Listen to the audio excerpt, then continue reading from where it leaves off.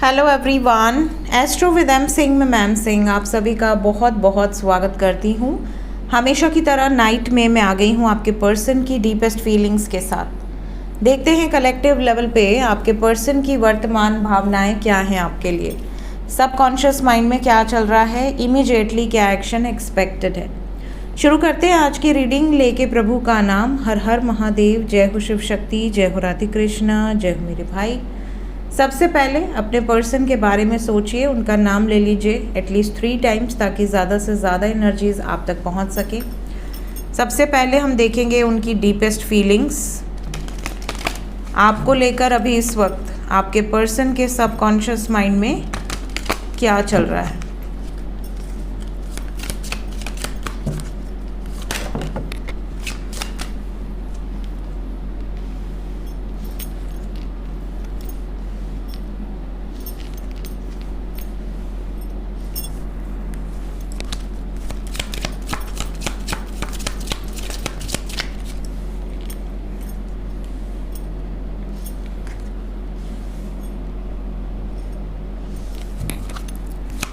दो कार्ड और।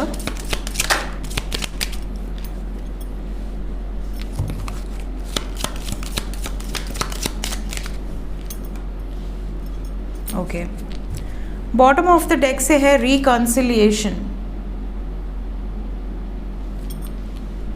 Overall energy है फ्री योरसेल्फ। डीपेस्ट फीलिंग्स की अगर मैं बात करूं तो यहाँ काफ़ी सारी सिचुएशन मेरे सामने आई है। पहली सिचुएशन तो ये है, जैसे कुछ लोगों के पार्टनर को ऐसा लगता है कि या तो ये आप पर बहुत ज़्यादा को डिपेंडेंट हो गए हैं। बहुत ज़्यादा को डिपेंडेंट होना मतलब लाइक एन एडिक्शन। कई बार जब हम रिश्ते में जाते हैं तो हमें नशा हो जाता है उस रिश्ते का। जैसे आपको उनसे बातें करने का मन करे, 24 घंटे आपको ऐसा लगे कि आपको उनसे बातें करनी है, आदत हो जाए उनकी, उनके बिना रहा ही न जाए। ऐसा लगे कि आप बस एक फॉर्मेलिटी है लाइफ। आपने खाना खा लिया, आपने थोड़े टाइम आंखें बंद कर लिया, आराम कर लिया, फिर आंखें खोलते ही सबसे पहले आपको उसी व्यक्ति के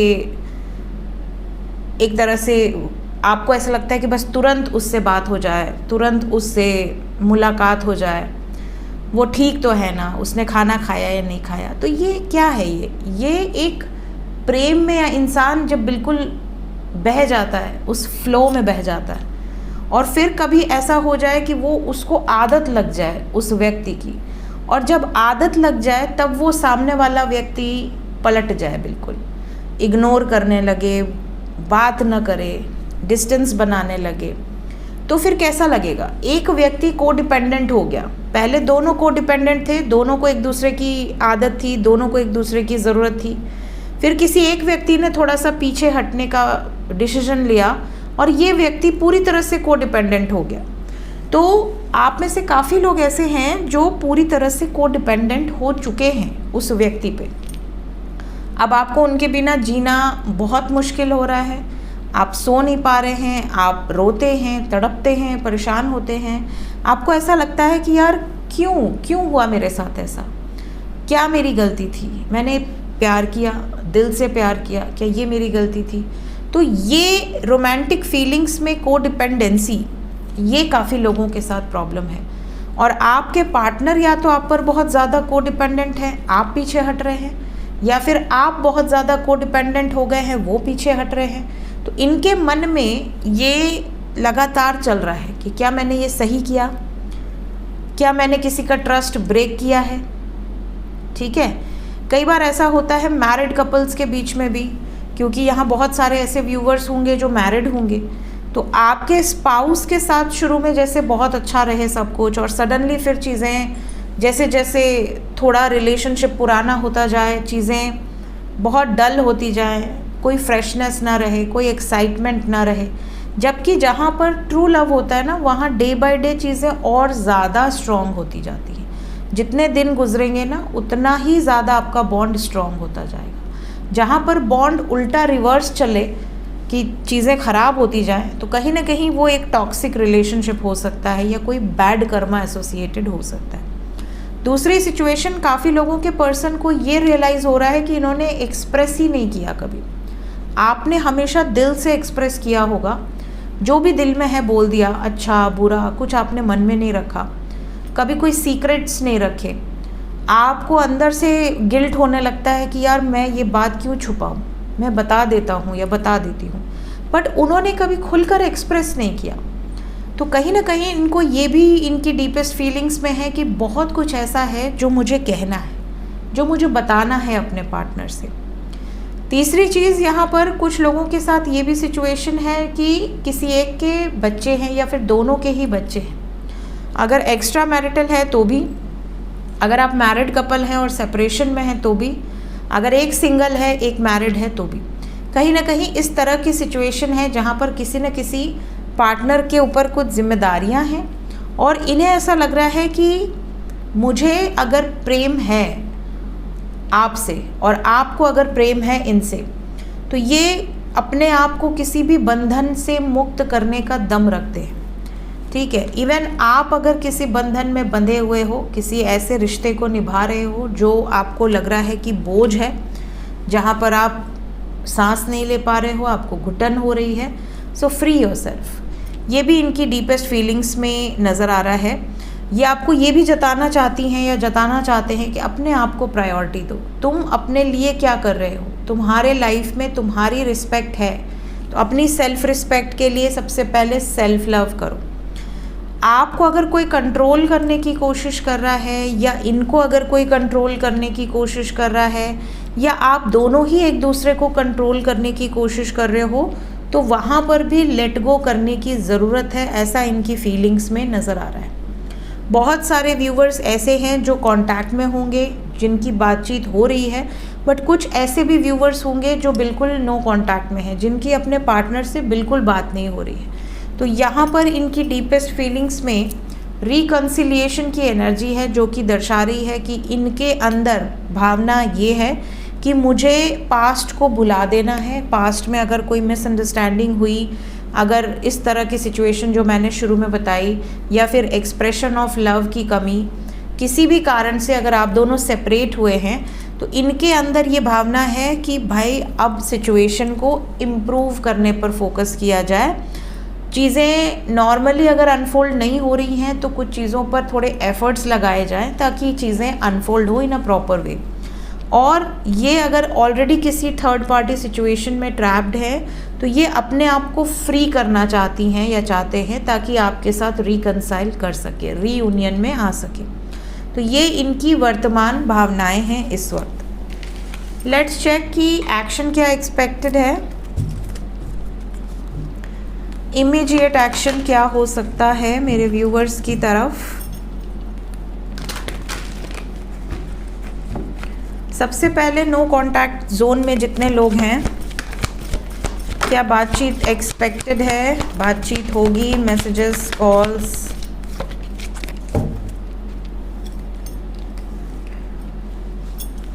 सबसे पहली जो एनर्जी आई है वो है 7 नंबर। 7 घंटे से 25 घंटे तक, 7 घंटे से 25 घंटे तक थोड़ा सा हेवीनेस है, हार्ट ब्रेक एनर्जी में है। तो या तो आपके पार्टनर आपसे, अगर आपसे नो कांटेक्ट में है तो किसी और के कारण थोड़ा सा दुखी हो सकते हैं, थोड़ा सा इनको अकेलापन फील हो सकता है। इनको ये भी रियलाइजेशन हो सकता है कि इन्होंने अपने आप से आपको दूर किया, कुछ लोगों के कारण, कुछ नेगेटिव मैनिपुलेशंस के कारण या फिर अदर चॉइसेस के कारण। और आपसे दूर होने के बाद इनको ये रियलाइज़ हुआ है कि आप ही इनकी लास्ट विश हैं, आपके सिवा इनको और कुछ नहीं चाहिए। कहीं ना कहीं ये इनको रियलाइज़ हुआ है और आपके साथ ही इनकी हैप्पीनेस जुड़ी हुई है। इनको पछतावा भी है, अगर इन्होंने आपके साथ कुछ भी मिसबिहेव किया है, ब्लॉक किया है, नो कांटेक्ट में डाला है, तो इनको ये भी रियलाइज़ हो रहा है कि मैं उसके बिना जी नहीं सकता या जी नहीं सकती। लेकिन इसमें अभी मैक्सिमम 3 डेज़, मिनिमम 25 आवर्स का टाइम लग सकता है। कलेक्टिव रीडिंग है गाइस, जनरल रीडिंग है, फिर भी जो एनर्जी है इससे ये क्लियर है कि आप दोनों के बीच में अगर कोई कार्मिक एनर्जीज़ हैं तो वो एंड हो सकती हैं। टॉक्सिक अगर कोई था पर्सन या इनकी लाइफ में कोई टॉक्सिक सिचुएशन चल रही थी, जिस भी कारण से ये आपसे दूरी बना रही थी या बना रहे थे, उन कारणों से बाहर निकलकर पछतावा जाहिर करेंगे, आपकी लाइफ में वापस हैप्पीनेस आएगी और अपनी इच्छाओं को पूरा करेंगे। हालांकि अभी थोड़ी सी हैवी एनर्जी है, मैक्सिमम 3 डेज़ आपको वेट करना पड़ सकता है, मिनिमम 25 आवर्स। जो लोग कांटेक्ट में हैं ऑलरेडी उनके लिए क्या गाइडेड एनर्जी है? Immediate action. आप दोनों के दिमाग में एक ही चीज़ें चल रही हैं, फैमिली मानेगी या नहीं मानेगी। ये किसकी एनर्जी है बताना कमेंट में, बिकॉज़ हमारे पास जो एनर्जी है वो है पहला कार्ड मेंटल कॉन्फ्लिक्ट। आप दोनों कांटेक्ट में तो हैं बट दिमाग के कोने में लगातार यही चल रहा है कि लोग क्या कहेंगे, समाज क्या कहेगा, सोसाइटी क्या कहेगी, फैमिली को कैसे मनाएंगे। ऐसा तो नहीं होगा कि हम एक दूसरे से अलग हो जाएं, मूव ऑन कर लें। ऐसा तो नहीं होगा कि मेरा पार्टनर मुझे छोड़कर चला जाएगा या चली जाएगी। तो मेंटल कॉन्फ्लिक्ट वाली सिचुएशन लगातार यहाँ पर दिख रही है। कुछ कार्ड को हम क्लैरिफाई कर लेते हैं।